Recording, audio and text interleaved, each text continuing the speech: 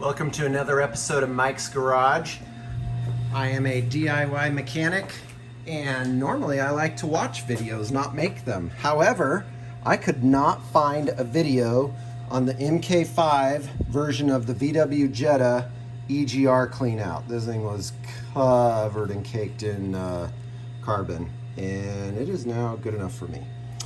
What was hard was getting this sucker out of here. So it's a sequence of parts. Sorry, I am not a videographer, so the quality of this will probably make you a little nauseous with my moving around, but I'll do the best I can to walk you through how I got this all apart. So step one was I took out the kind of air box that goes right here. There's two Torx bits that are here and then here, and I'll go ahead and look up what it was.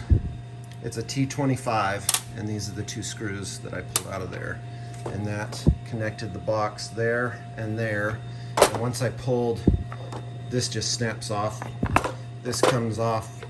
I just wiggled and pulled it off, and then on this piece it's down in here like this, and I was able to pull it down, and then see this tab right here on the edge. I used a screwdriver to push that in, and this thing bent this way and then just popped out. So pretty straightforward. Step two was to take the exhaust. This is where the exhaust recycles back in through the EGR valve, and I kind of just wiped it. I didn't clean it too much. There is a gasket that you'll want to replace for this piece. It's like $3. I got the Molly online through probably AutoZone or something like that. And once that was off, basically what you have is I think this guy goes this way. Yep. So I pulled the bolt off of the dipstick there, and there's all kinds of different sizes. Most of the bolts are this probably a 30 or 27. What do we got here? T30.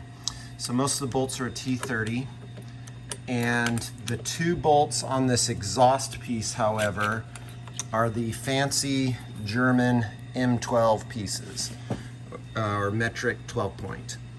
And which one did I use for that? That ended up being the 10. So anyway, I have a set of those that I got online. Okay, so once this was off, as I said, then it came time to try and figure out how to get this off of here, which goes in this way. There is a gasket I'll need to put back in there that came with. I prefer to replace all my gaskets, but I didn't know I needed that one, so I'd go ahead and get that one as well. It's probably considered an intake gasket because it goes right into the intake manifold. I'm just going to oil it and put it back in. Not the end of the world. There's no fluids, just gases. All right, so then I thought I could just get this out sideways. I could not, because you can't get to the bolts in the back. See how there's three of them? You can get to two in the front, sort of. Even that one was too hard to get out. So basically what I did is this guy sits in here, as I said, this way. And first thing I did was pulled off the dipstick. Then I loosened this guy because I was going to have to wiggle it out. And I used a screwdriver just under these two metal pieces here to kind of break the rubber free from the metal. And then there's two big bolts. This long sucker right here, which is super annoying to get out, it goes on the back side. And so it goes all the way through basically this piece back here, like this. And then it'll go through the EGR valve and then into into the manifold. So you got to pull that bolt all the way through, and in order to do that, you kind of have to have this loose so that you can wiggle it around and push it aside. So there's a lot of annoyance in getting it apart, but basically once I got the three bolts off of this guy, so there's one here, one there, and then that long one I just showed you here, they're not all that long, that was the longest one, and then this guy was for the oil dipstick.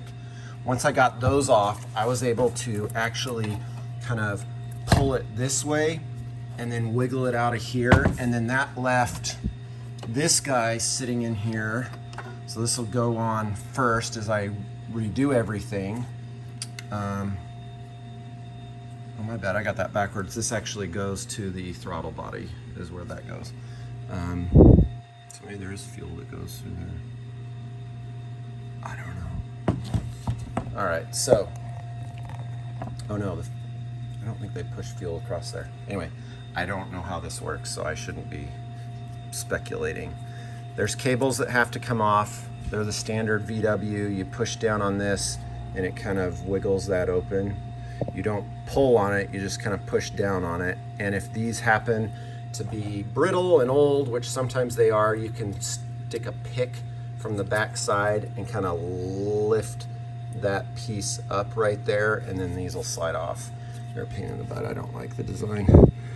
But that's pretty much it. So install is reverse of taking it apart, but you definitely have to pull this throttle body off first, and then you can get to the rest of the bolts on the EGR valve, which at that point was super easy to pull out, but I kept trying to pull it out by itself and it will not. So don't try, just get the throttle body off first after you pull the exhaust piece, and then you get this all out. And by the way, this has got some sort of like bendable metal pipe down there. I've seen videos on the the Mark 5s where they actually pull the whole thing out. I don't even know where that goes. I can't see it. So fortunately you can just kind of bend it up and out of the way. So that's it.